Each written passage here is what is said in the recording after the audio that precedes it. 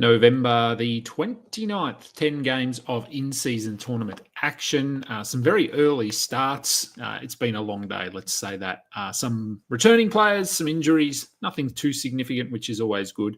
And some really nice performances. This is the Friday post-game show. Let's go balls deep. I'm the type to get shit done. You the type to observe. March Madness on my speakers, but today's November 23rd. Cause something loud in the blunt, yeah. I don't say what I want, yeah. Probably somewhere sunny getting tan. Foreign women in the sun, yeah. That's all that I need. That's all that I need. That's all that I need. Got my brothers with me. Got my brothers with me and my mama's healthy. That's all that I need. Welcome to the Balls Deep podcast, brought to you by Fantasy Basketball International. I am Adam King. Find me on Twitter and Blue Sky at AdamKing91. Find us at FBI Basketball. We are on Google Podcasts, Apple Podcasts, Spotify, YouTube, Twitter, X, obviously. Please go and find us and subscribe and do all of that stuff. We are also part of the Old Man Squad. Go and find them at Old Man Squad. 10 games. Good to have games back. It was a boring day yesterday. But yes, a 4 a.m. start here. I did not get up and watch all of the Charlotte game, although it was a lot closer than I thought it would be. So let's just get into those games. And the first one was the New York Knicks and the Charlotte Hornets. And as I said, closer than I thought it would be. The Knicks do get the win, 99-98. Not a blowout as I thought it would be. For the Knicks, well, I guess OG Anunoby has just figured he's done enough for this season and it's time to stop scoring the ball. 8 points, 3 of 11. The 2 blocks are nice, but big drop-off here. We knew there was one coming. Sadly, it has been very big. So fingers crossed he can get things going back in the right direction for the next game. Mikal Bridges, not really a downward trend. He's just been down-ish all season. But a good game from Jalen Brunson, 31, 6 and 6 with a steal and a block. And Cat had 19 and 12 with 5 assists. 2 blocks and 1 steal. Josh Hart just doing Josh Hart things, double-double with a few assists and a couple of steals.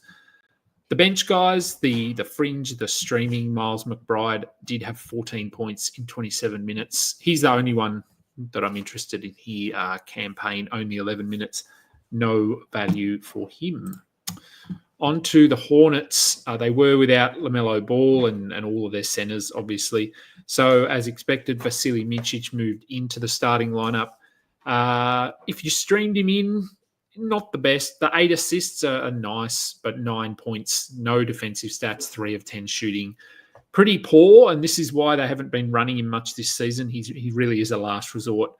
I picked up Tijan Salou in a couple of leagues.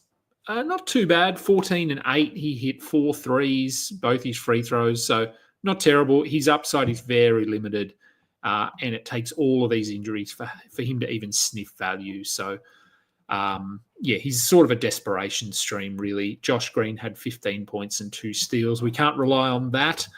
Moussa Diabate did start in this one, with Taj Gibson moving back to the bench. Diabate had 11 rebounds. He had a block. We'd like a little bit more defensively. 6 points it's actually more than we probably expect. So he is, if you're holding him, it's rebounds and defensive stuff. But the defense has, unsurprisingly, when you're playing against the starters on another team, your defensive stats are going to come down a bit. So more of just a rebounds guy at the moment. I would call him a streamer, but he's very consistent in those rebound numbers. So I think he's still okay to hold, but certainly not much upside there. Brandon Miller, 20 points. We would have wanted a bit more here. He did have 3 blocks and a steal, but 7 of 25 from the field. He just had a lot to do offensively and wasn't really up to the task here. And then, Cody Martin, 9 and 7, 5 assists, a steal and a block. He's okay as a streamer while they've got all of these guys out, but I'm not interested in anyone else on that bench. Now, I do see questions floating in here. Yes, Chad it was an offensive explosion from Musa compared to his last games. It was, that's pretty sad. Let me just have a look. What questions have we got? Yeah, okay, we can jump to them a little bit later. All right, next game, Cleveland and Atlanta. I thought Cleveland had come out here and really pushed for the win, given they lost their second game of the season to Atlanta only a couple of days earlier. But Atlanta walk away with the victory, 117-101, so more convincing than the last one. We'll start with the Cleveland side of things. It wasn't a good Jared Allen game, but that's fine. He's been good enough this season. We give him a pass. We're not interested in Okoro, obviously. Mobley continues to be very good. Garland was very good in this one. And look, Donovan Mitchell, 12 points, 11 rebounds, 2 steals, 6 assists. So the numbers other than scoring are okay. He was 5 of 23 from the field. I'm not going to say this was all because of Dyson Daniels, but maybe it was all because of Dyson Daniels. Let's say that. And Karis LeVert returned, which took a lot of value away from Ty Jerome, although he did have 3 steals. But with LeVert healthy, I think we can move on from Jerome. And for Atlanta, Dyson Daniels, as I said, offense was not his best night. 7 points, 3 of 10 from the floor, 0 of 2 from the free throw line. So one of his poorer offensive nights, but 7 rebounds, 4 assists, 3 steals, a block. And I put this on Twitter. Defensively, he's so much fun to watch. It's like he knows what's happening before it happens. So he was able to lock down Donovan Mitchell here. Jalen Johnson, very good, continues to be very good. Trae Young, 21 and 11, no defense, only 12 shots. So he's still deferring a lot. But the 21 points, 7 of 12 shooting is actually really efficient for Trae. So despite the, I guess, underwhelming usage a little bit, he looks fine. DeAndre Hunter, 23 points. He is a nice point stream on nights like this. Bogdan Bogdanovic, 10 points. Came down a little bit from that last game. We're still rostering him. And keeping an eye on the Capella and Okongwu minutes, they were both pretty good in this one. Capella played the majority of the minutes, 25 of them compared to 22 for Okongwu. Capella had 8-13 with 3 blocks, 2 steals. Okongwu had 15 and 7. So I still prefer Capella. Okongwu played more minutes last game, but obviously came back in this one. So it was not a trend. It was just a one-off.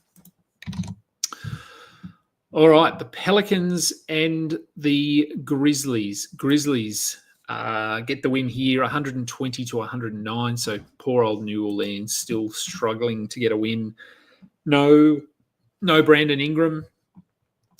So Javonte Green stuck in the starting lineup. Didn't do anything. We don't need to be rostering him. Trey Murphy returned. He had 21 points, 9 rebounds. Look, he's been fine. He hasn't really hit his stride yet, but he has been good enough. CJ was much better in this one, 30 points, 4 rebounds, 2 assists. So nice to see him back on track, although 5 of 8 from the line, that's not ideal. And DeJounte also better in this one, 21 points, 6 rebounds, 6 assists, and a steal. Both of them obviously are going to ease into things here after missing significant time. Yves Missy started again and had another productive game, 16 and 14 with 3 blocks and a steal. He is a must roster, I think, at this stage. Brandon Boston went back to the bench, 8 points on 3 of 10 shooting, not great, had 3 assists, had 4 steals. We don't expect the 4 steals. If he only gets 1 steal here, it's a bad line. So I do think he is trending pretty quickly towards a drop. If you want to hold him for another game or two in case Ingram misses more time, then go ahead. For Memphis, we've got some Desmond Bane questions in here, I think. But for Memphis, Ja Morant returned. He looked fine. He had a highlight alley-oop dunk. Seems to be pretty par for the course for him now. 27 points, 7 assists, 3 steals. So let's just hope he stays healthy.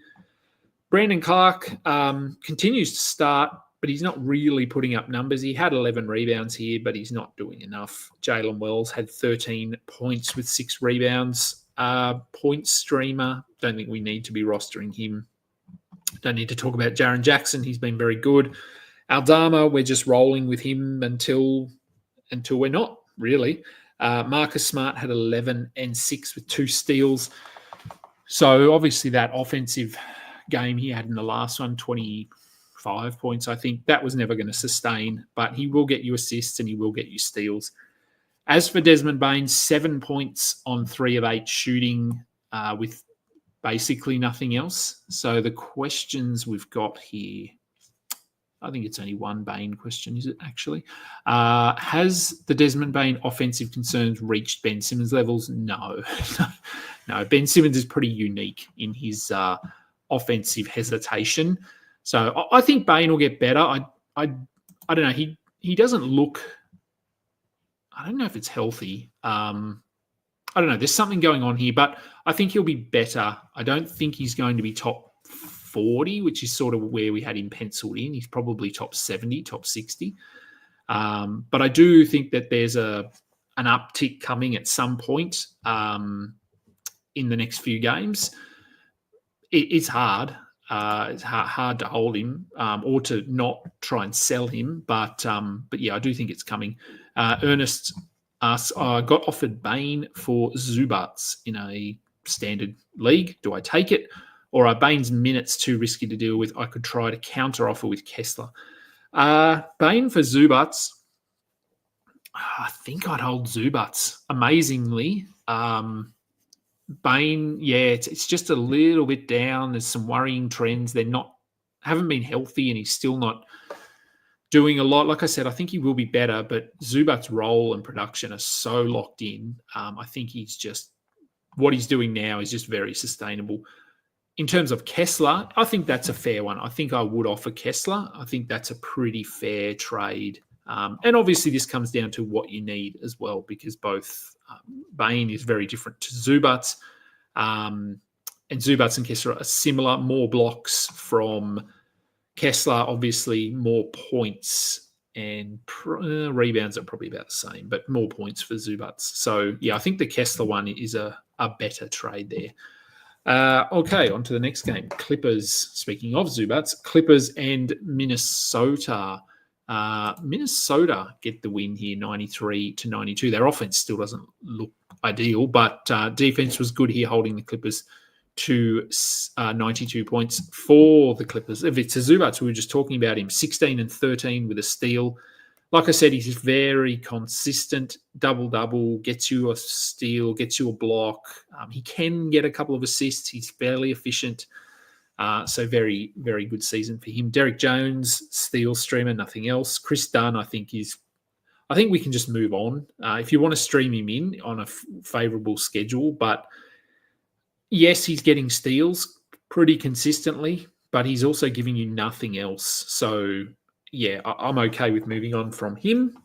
Harden, fine. Don't need to talk about him. Amir Coffey. Yeah, I mean, he's still starting, but the production hasn't been ideal, so I don't think we need to be holding him either. Kevin Porter had 17, 7 and 3 with 3 steals. He is slowly trending up here. Obviously, no Norm Powell helps, but I don't know. Maybe he's worth rostering just for a short-term pickup while he is playing well. And no, I'm not interested in Batum. What's this question from Chad? Would I drop Dunn to activate LeVert if you have Dyson and already have steals basically locked? Yeah, I mean, LeVert wasn't great today. It was his first game back. I think I'd rather have LeVert than Dunn. So maybe it takes 2 or 3 games for LeVert to get back to 100%, but I think I'd rather have LeVert. He does a little bit more. He doesn't have the upside in steals that Dunn does, but if you've got Dyson and if you're pretty comfortable in that category, then yeah, I'm okay with LeVert ahead of Dunn. On to Minnesota. I said offense not ideal here. Rudy Gobert, 8 and 12 with a steal and a block. That's sort of what we're getting from him at the moment. Anthony Edwards, a poor shooting night. both from the field and the free throw line, but he ends with 21 points, 4 and 3. It hasn't been a tremendous season, I don't think, from Anthony Edwards. He's been fine, but I've talked about I'm still not sold on him as the guy. Jaden McDaniels had 11 points with 2 blocks. The minutes are there generally. He only played 25 in this one. They went with Nickeil Alexander-Walker a lot more. I don't think we need to be rostering McDaniels. And not the best game from Julius Randle either. So interesting that they played fewer minutes for some of these starters and won the game. To make of that what you will. Mike Conley, I talked about this on, I don't know, maybe the pregame show. I'm not sure which show it was, about the fact that they need to get Mike Conley on the floor a bit more. And they did in this one, 33 points, 33 minutes, 13 points, 3 assists, 2 steals. So I think if he can hover in the 28-plus minute range, it'll be better for the team and much better for fantasy as well. So if he was dropped, I would probably go and add him. DiVincenzo, only 22 minutes.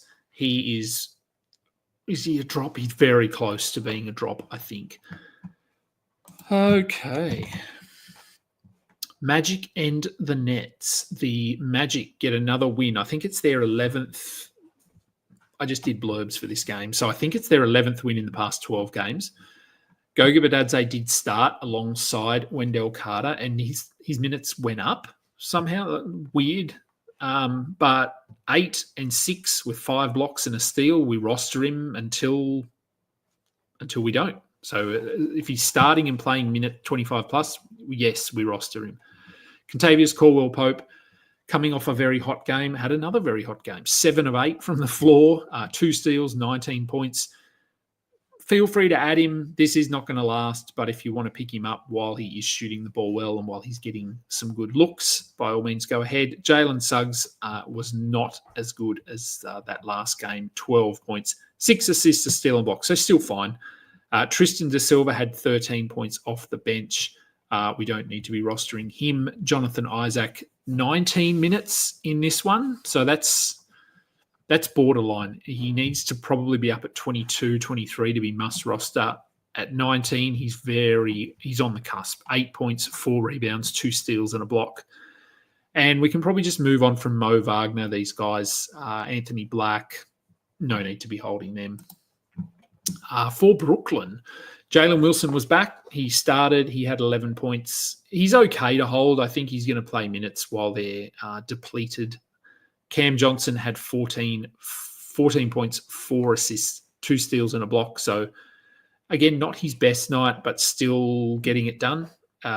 We just keep holding him, obviously. Zaire Williams, much like Jalen Wilson, I think he's probably worth holding, although he was pretty bad in this one. 5 points, 3 rebounds. So if you did want to move on, that's fine. They seem to just be comfortable with going with whoever is playing well. And in this game, it was Shake Milton who had 22 points off the bench. And we've seen Shake do this before. So if you wanted to just grab him and see what happens. But they did have Finney Smith out, Clowney out, Jalen Martin out, Dennis Schroeder out, Cam Thomas out. So, yeah, a lot out for him to even sniff value here. That's Shake Milton. But like I said, if you want to take a flyer, absolutely go ahead. Tyrese Martin, who was coming off his career-high 30 points, he had 8 points. And this is why we were not running to grab him, and I still don't think we need to run to grab him. Boston against the Bulls.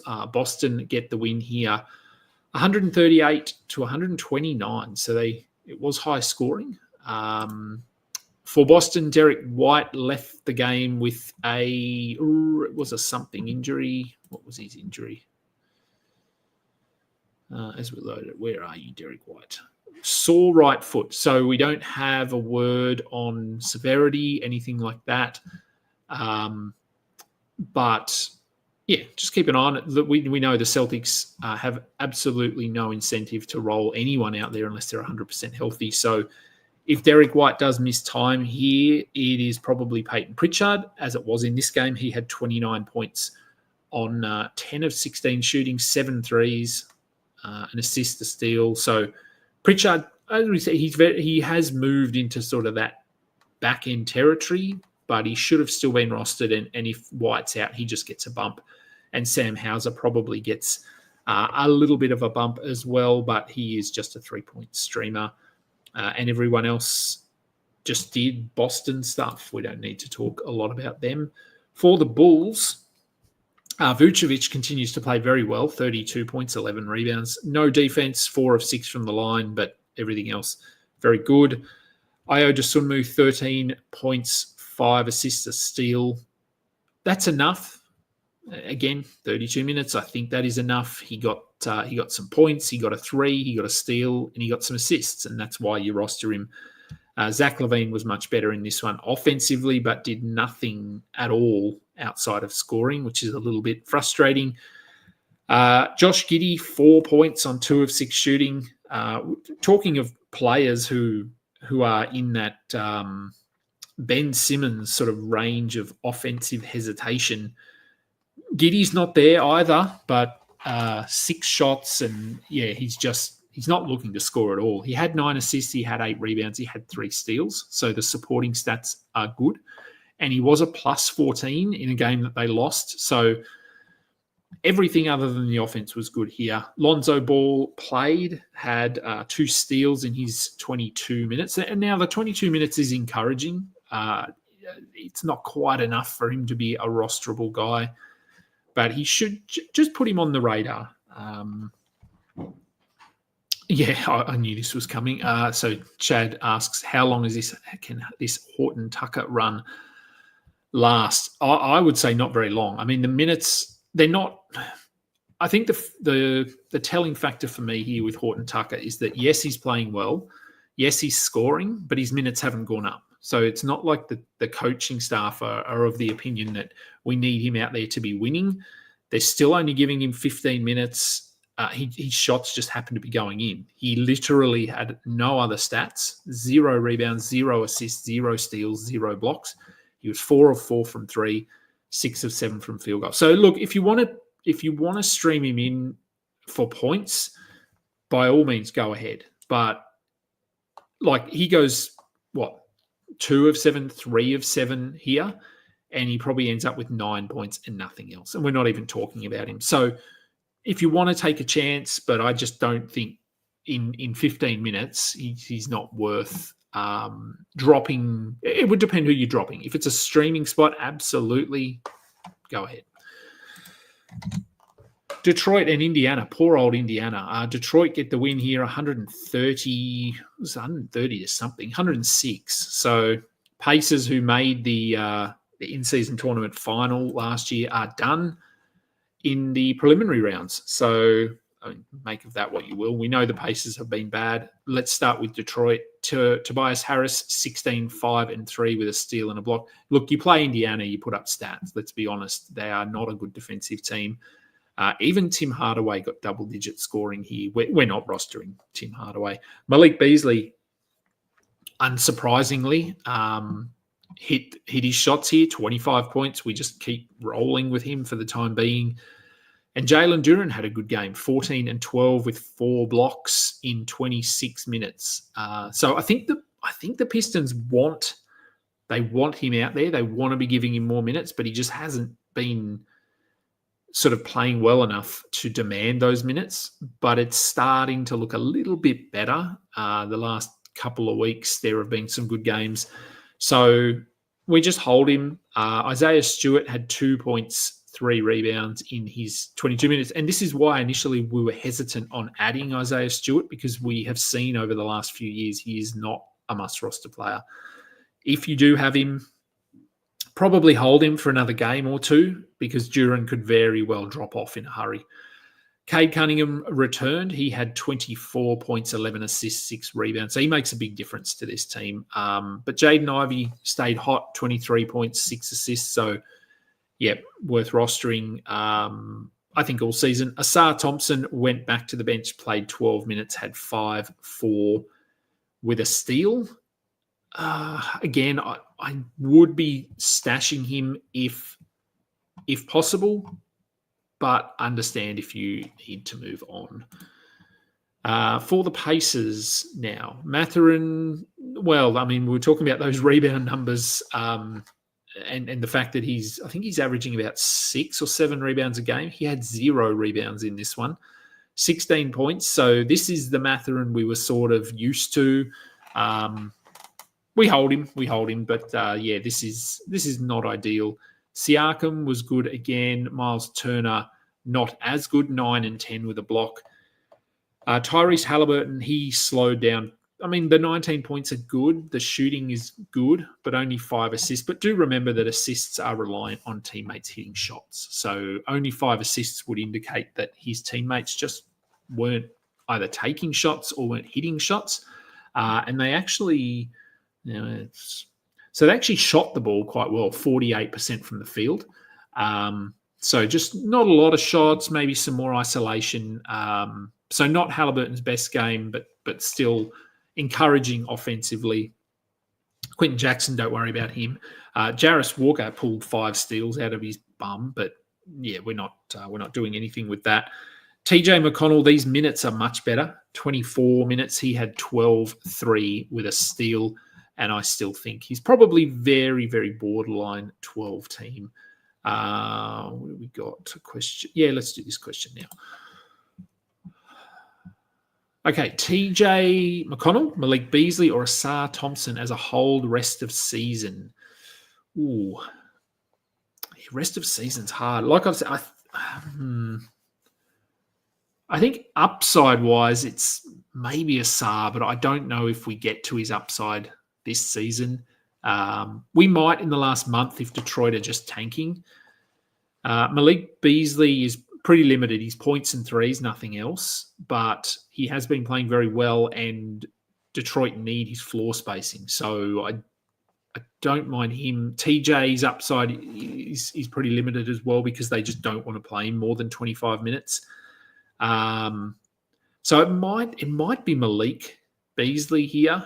It's pretty close. I think you could make a case for all of them, but I would probably say Malik based on what we've seen over the last 2 to 3 weeks. Okay. Yeah, next game. All right. Toronto and Miami. Miami win this one 121-111. For the Raptors, Agbaji, it looked like this was going to be a dud. He hit some shots late. He ended up with 13, 5, and 3. So not terrible if you forgot to drop him like I did and you're still holding him. Maybe we give him another couple of games. I mean, the minutes are still very good here, 32 of them. So maybe we can squeeze a bit more value out of him. RJ Barrett was good in this one. Percentages were pretty good too for RJ. Jakob Poeltl, much better, 24 and 10 with a block. Scotty Barnes had a triple-double, 24, 10 and 10 on relatively efficient shooting as well. So despite the loss, it was a good game from their main guys.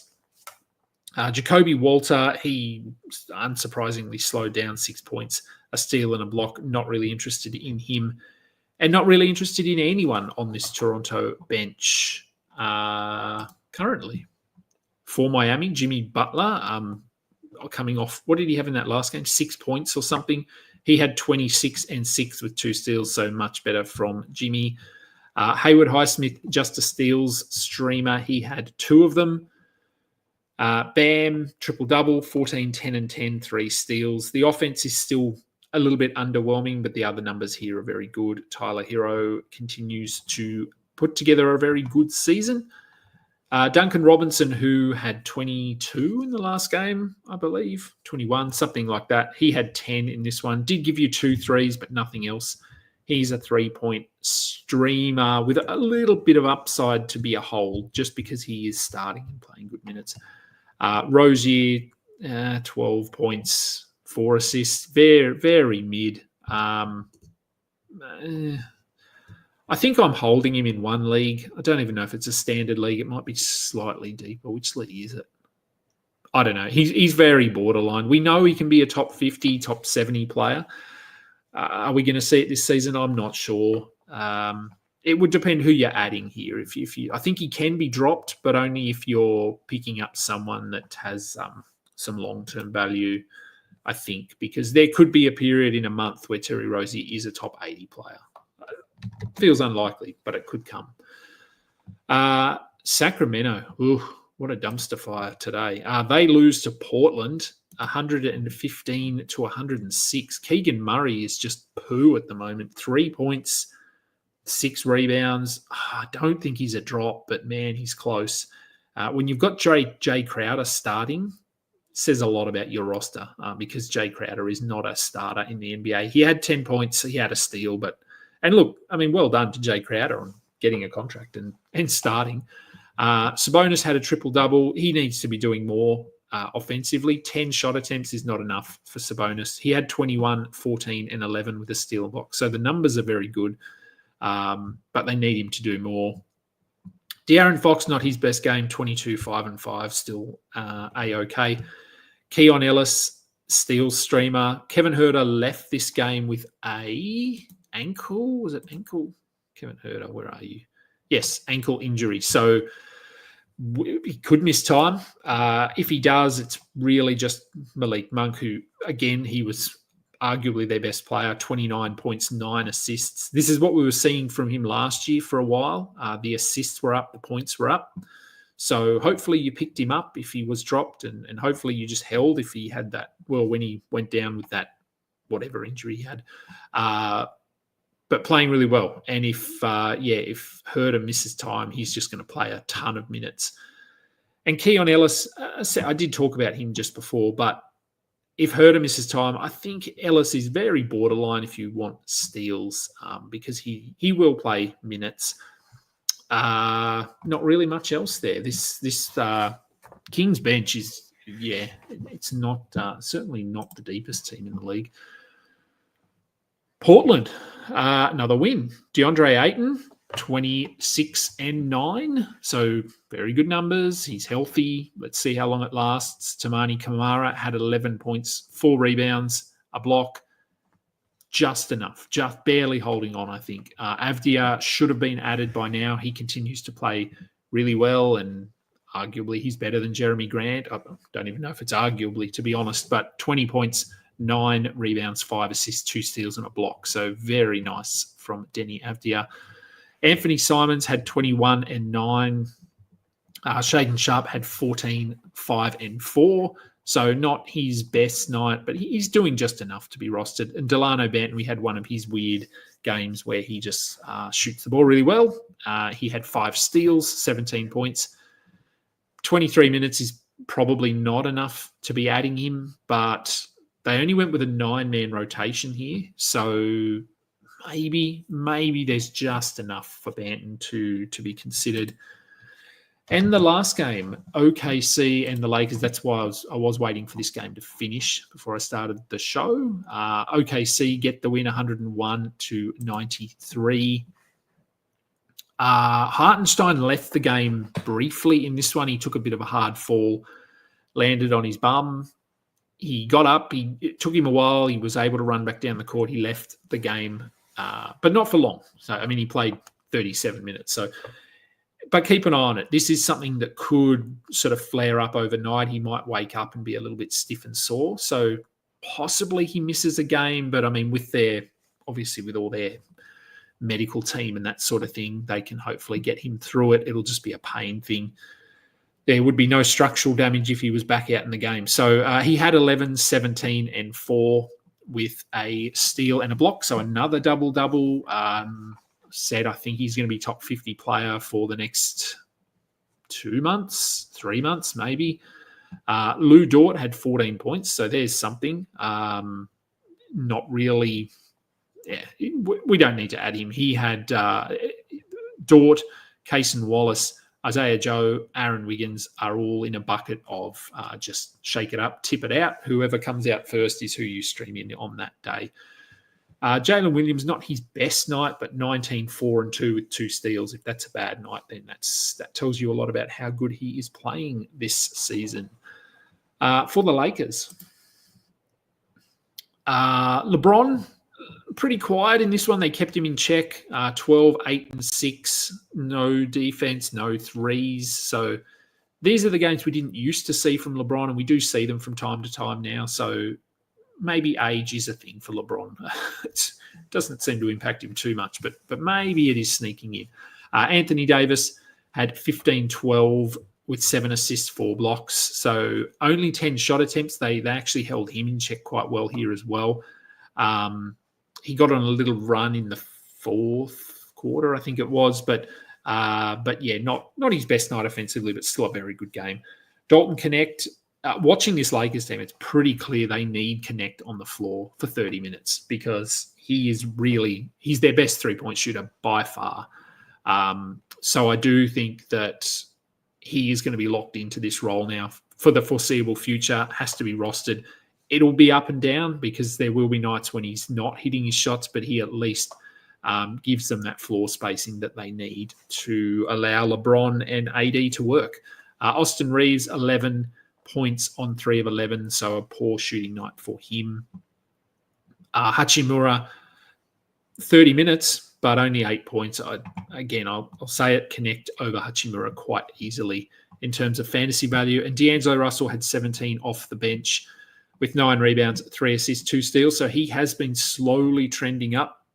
Should be rostered.